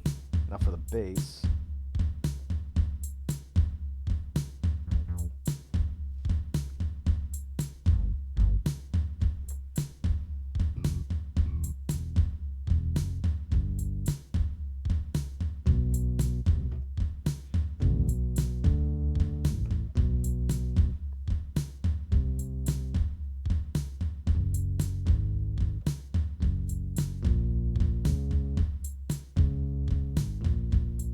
Okay, we've definitely done something that follows that sort of progression. We don't want to totally duplicate what we have on other songs.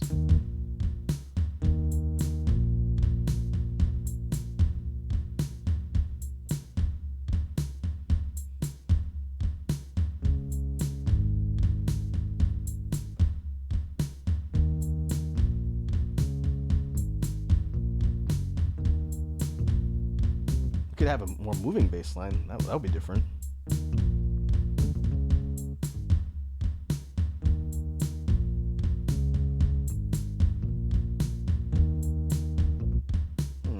That's how that sounds.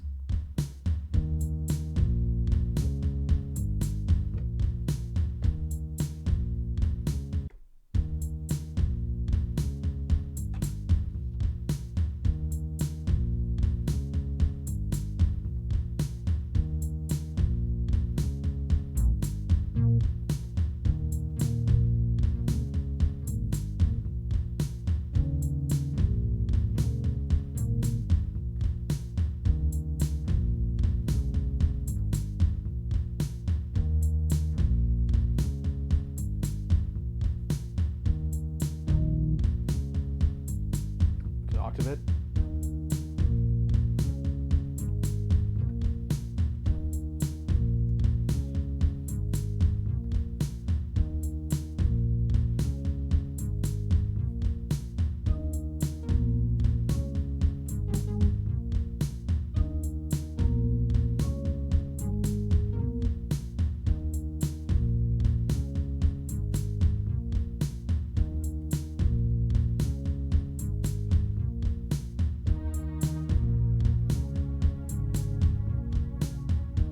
Okay.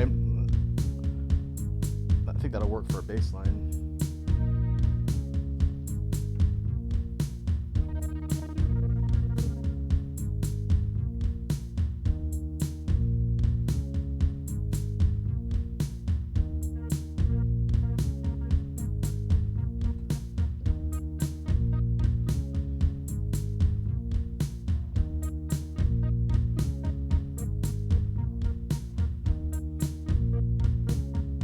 Thinking about what to pair with the high synths.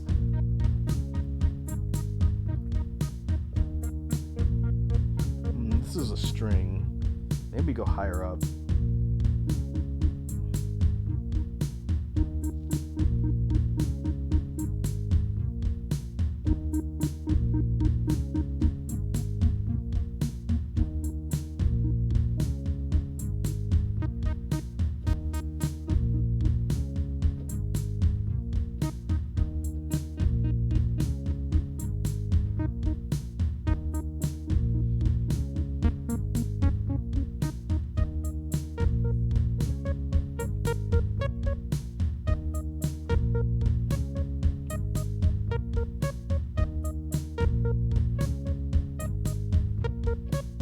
Could do a slight variation on the actual rhythm with a slightly different note progression. I mean,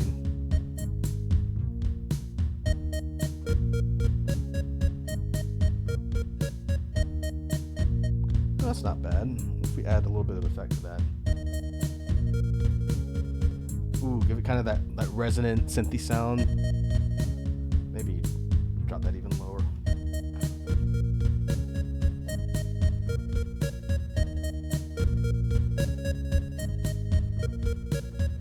That kind of gives it more of a video gamey feel.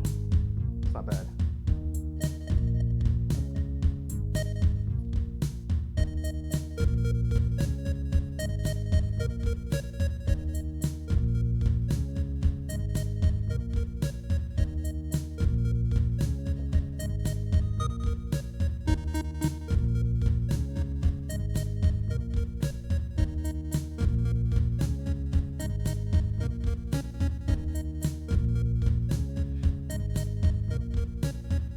Okay, all right. That's definitely something we can work with.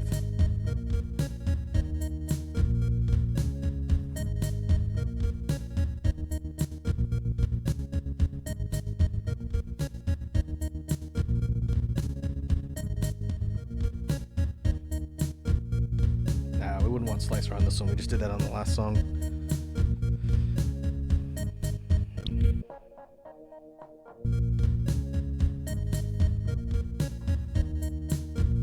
I feel like we need something that can build out the rest of the high melody. Something that can pair with the kind of beeping signal high synth. Maybe like a horn of some sorts or a saxophone. Let's try sax.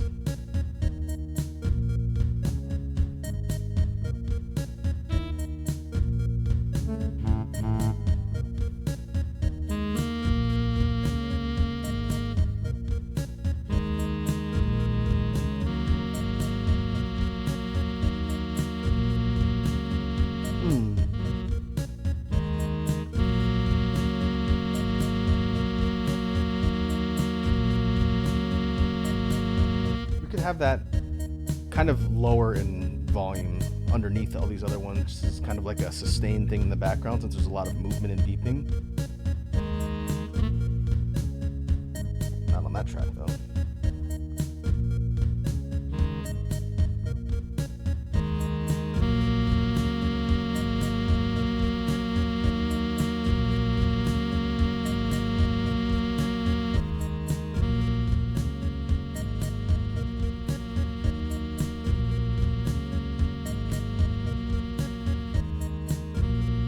Not bad. Just listening to see if it sounds too dissonant. It's clashing with the other parts of the melody so far.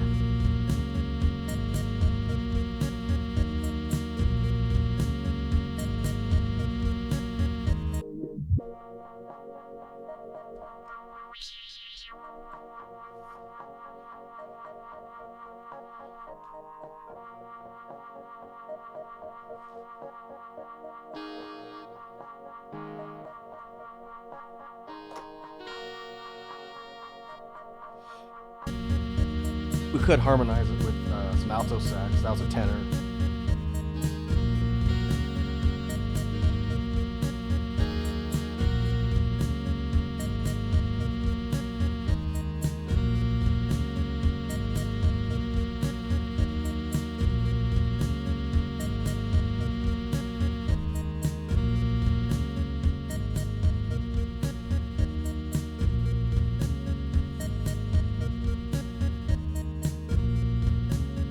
I don't know if the high-end, higher octave saxophone line really adds much there.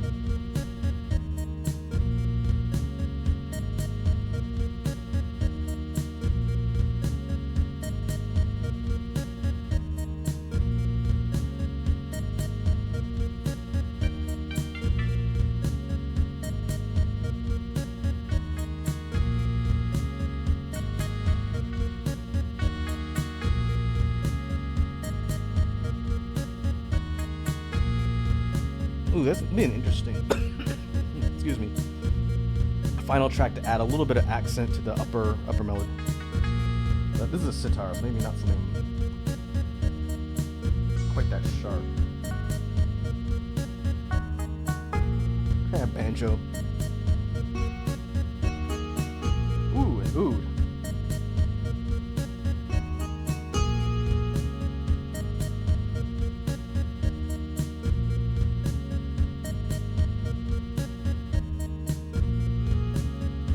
that's an interesting sort of accent that comes in just at the beginning, and then you don't hear it again until it repeats.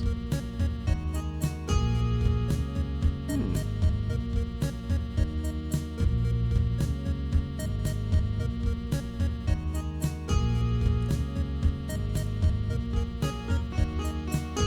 Maybe not have it sting quite so much.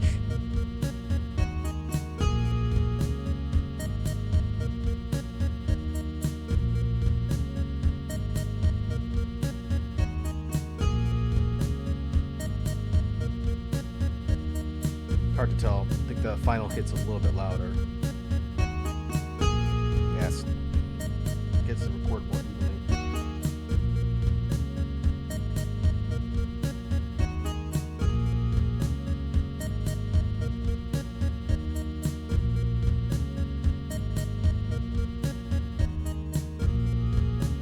We boost that up in the mix a little bit, so because it's only there for a minute, it's really distinct to the ear.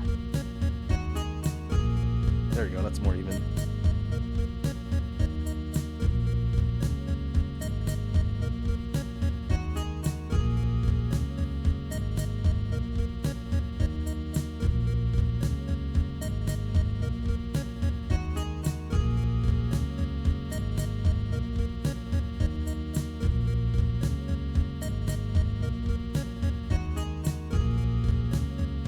Interesting that it kind of plays with that pause a little bit, since the saxophone's cut out for just a sec. So you hear the oud, pretty sure that's how you pronounce that instrument. And then the saxes come in and it fades out. That actually worked out pretty well, wasn't my intention.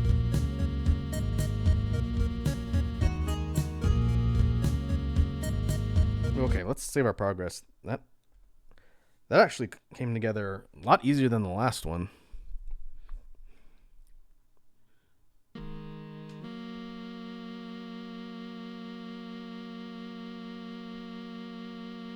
Thinking about how we would structure this one to be performed, we could come in with the saxophone line as the first thing the listener hears.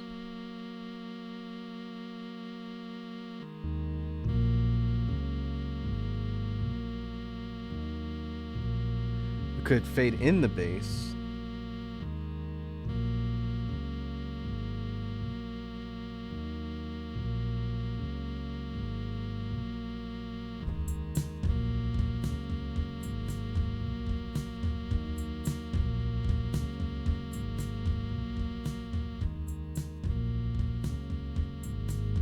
I think the bass needs to be higher up in the mix than the saxes.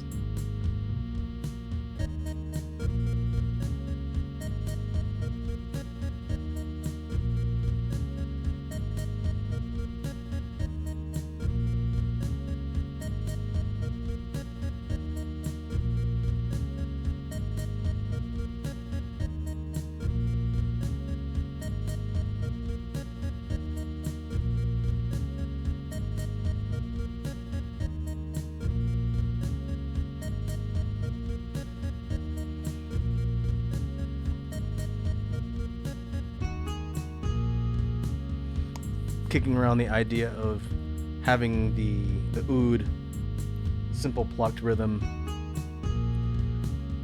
take the place of the high synth, but they do mesh decently well together too. So they don't compete, as far as I can tell.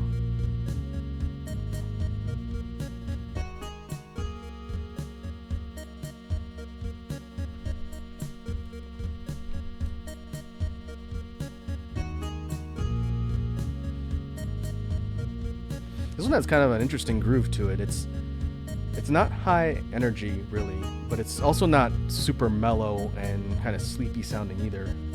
It's just got kind of a little bit of a jazzy groove to it, and a little bit of like a tinge of world music with the oud. This would definitely mesh well with a chill release, which is good because I need more chill tracks.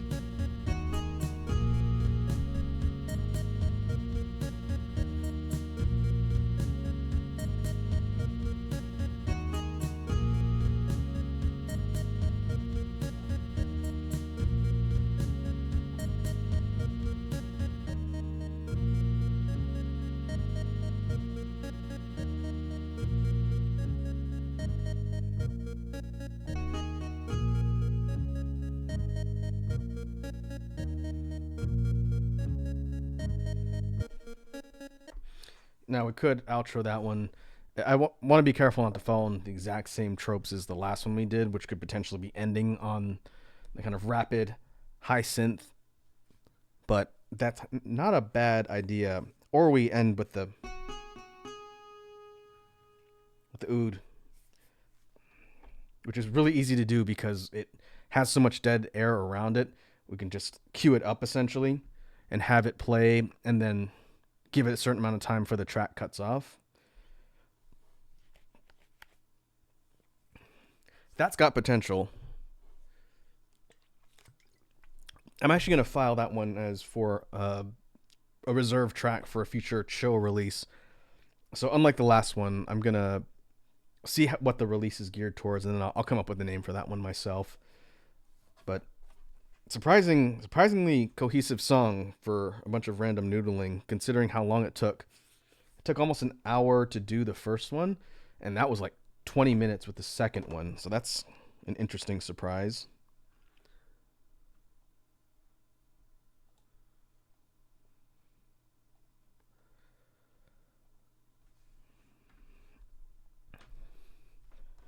Let's see. We are coming up at time. I could do another one that would push us a little bit later. I do have to go see to dinner somewhat soon. So what we'll do is we will actually call that there. I think what I'm going to do, since I have time, is I'm going to spend some time recording things off the loop just to get them organized into folders and start looking at structuring future release stuff. And then I will work on getting the upload for 329 done and posted. That will be in the Discord once it goes live. So I got a couple things I need to take care of, and we'll get all that stuff up and online. So let me take a look at the list and see who is on that we can raid. We're a little bit later in the evening.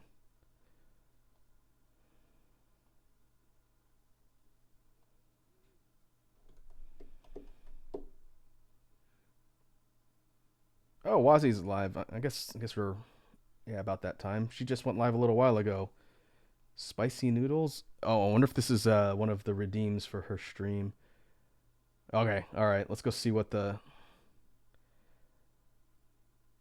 Master of Toxicure is doing. Let me get that queued up. Oh, you laugh, you lose. Ah, okay. Oh, she has the camera on today too. Okay, let's get everything queued up, and we'll go see how all of the chaos is over there. So let me go to outro. Mute all that. And we will call that a somewhat productive jam stream today. Hopefully folks enjoyed listening to me talk more about beatbox technique. I actually do like the 2 BGM tracks that came together. I just gotta figure out what to do with them. But in the meantime, we will work on schedule for next week. Things should be relatively normal. I think we'll probably go Wednesday, Thursday, Sunday. But I'll get the schedule posted before the end of the night too. I'll prioritize getting all the other stuff together. But in the meantime, thanks for hanging out, folks.